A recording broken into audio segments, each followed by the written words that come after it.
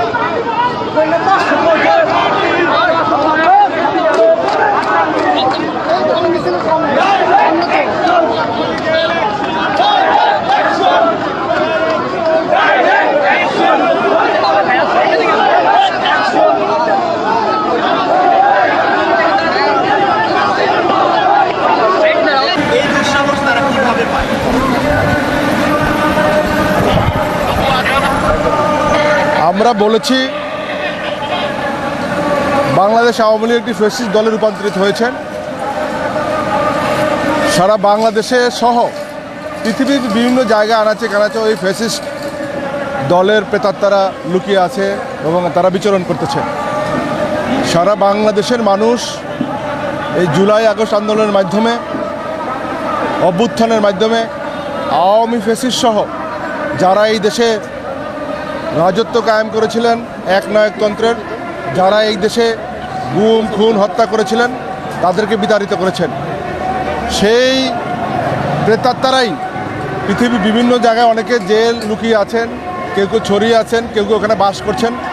আজকে সারা বাংলাদেশের মানুষের সেন্টিমেন্টের বাইরে যে আজকে যারা বাংলাদেশের দেশ পরিচালনা করছেন, বাংলাদেশ জাতীয়তাবাদী দল সহ সারা বাংলাদেশের আকাঙ্ক্ষায় তারা আজকে দেশ পরিচালনা করছেন।